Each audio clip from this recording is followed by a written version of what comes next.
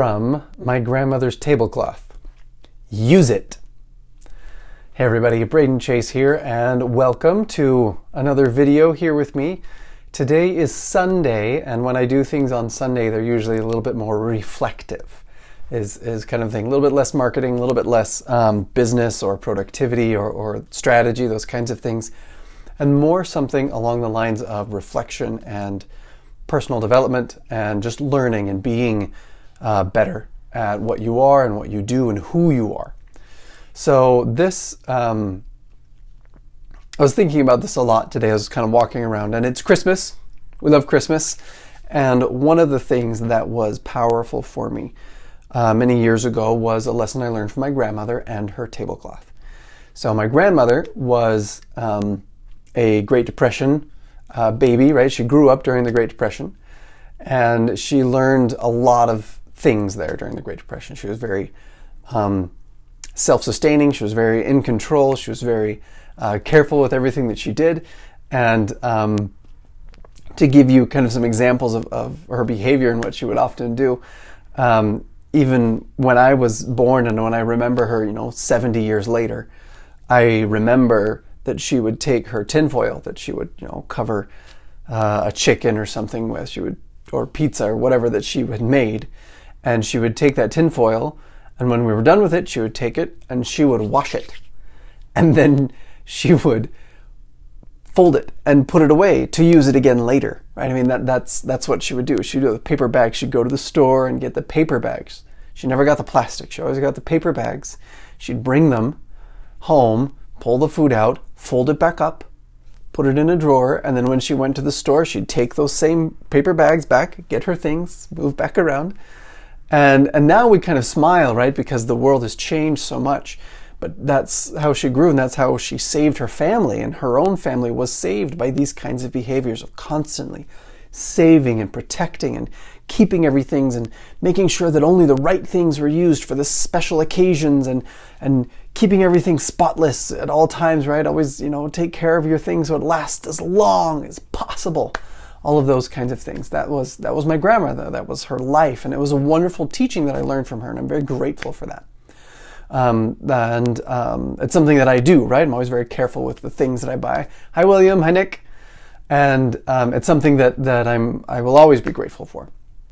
But I remember a few years ago when my grandmother was diagnosed with cancer, and she was learning kind of how to deal with it, and kind of realizing for the first time that kind of the end was near, right? She was incredibly healthy. She was very active. She was 85, 83, 84, 85, depending on, which part of the story we're talking about.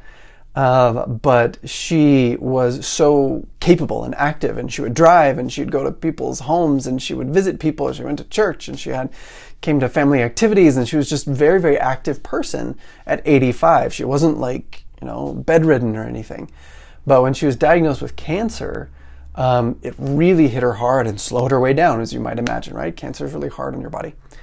And she got worse and worse and worse. And I remember going to her home at one point, and she kind of realized that the end was near. And as she's looking around and kind of she herself started kind of divvying things out to her family and to her children, to her grandchildren, to her great-grandchildren.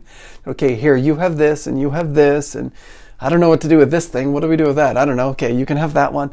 And she's kind of like assigning things, right? Giving inheritance out to her family as she's preparing herself, right, for her passing. It was very sad. But I learned something really powerful from that. And it was with her tablecloth. So I remember just helping her kind of move boxes around, because she's really frail and really weak at this point, and we're moving boxes around in her house, and she's looking at different things. And at one point, she pulls out this box, and she opens this box up, and she pulls up this plastic wrapped tablecloth and goes, "Oh!" And I'm like, "Oh no, what's wrong?" She just kind of moans. "Oh no." I'm like, "Are you okay?"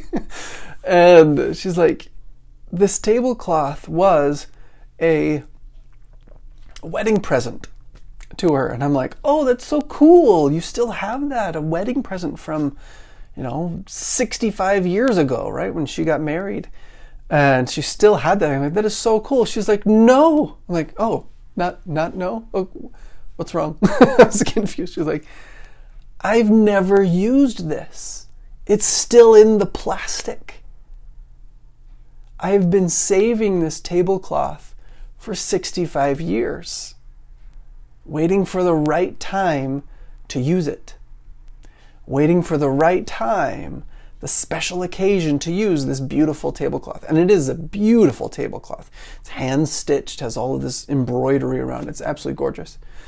And I'm looking at it, and and I still remember this scene, right, in my mind. I can still see this, of her saying, just, you can have this. Take this and use it. Don't just hold on to those things. Don't just hold on to those ideas, or don't hold on to your things that you get hoping for one day it will be useful. Or else you'll spend your whole life holding on to things and never actually getting to use or share them with anybody. And I thought about that a lot through today, right? As I was thinking about a lot of things today. And that lesson, I think, applies a lot into a lot of different areas of our life, whether it's business or whether it's family or relationships or travel or whatever those things we want to do. Often, right, we kind of hold on to our things and we sit and we go, no, I'll wait. I'll wait until the time is right. I'll wait until this perfect situation happens. I'll wait until I'm better. I'll wait until the economy is better. I'll wait until I have, I don't know, a better computer. I'll wait until something. I'll wait until this other thing that's outside of me is better, or the way that I want it. And that was such a powerful lesson to me to learn with my grandmother's tablecloth, that so often we hold on to these things, and we hold on and we hold on and we wait. And the things that we have to give, the messages that we have to share, the service, the love, the relationships that we can develop, the happiness that we can have with other people in so many different ways, we hold in and we don't share. And because we've never shared it, no one ever knows. Not only do they not get the benefit, but you don't either. My grandmother never used a wedding present.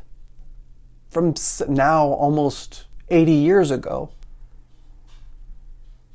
Never used it, because she was holding on to it for that special moment. And I guess my message for you guys is that there is no special moment, or if there is a special moment, it's now. Now is the special moment. Now is when you move forward. Now is when you make those decisions where you're not going to hold on and wait and, well, I wonder if something cool is going to happen in the future. Well, I don't know what I'm doing. Who cares, right? Now is the time to move forward. Now is the time to share that message. Now is the time to take advantage of whatever it is you have in front of you, whatever tools you have. Are they perfect? No. Is there such thing? No. Just go and do something and make those steps, right? Take those steps and do what you can with what you have, and you will have a lot more fulfilled life and happier. You'll be able to share it with people. They will share it with you. We will all learn together and be awesome, right? We can do this. And that's kind of my message for today, right? Use it. Use your gifts. Use your message. Use your heart. Use your family. Use the things you have around you, and don't keep waiting for, that time in the future when things are better. When this happens, then I'll take that step. Don't do that. Take the step now. Push. You can do this. Okay? Anyway, guys, I hope that was helpful for you. Now, hey, William, nice to see you out here. And I just felt like I needed to share that with you guys tonight. Like I said, Sunday is a little bit more of the sharing day. It's the day when I kind of do more reflective type things instead of marketing and business and so forth. So I hope that was helpful for you. That's an nearly 80-year-old lesson that I've learned from my grandmother. And I hope you guys have a wonderful rest of your Sunday. And I will talk to you another day. Bye.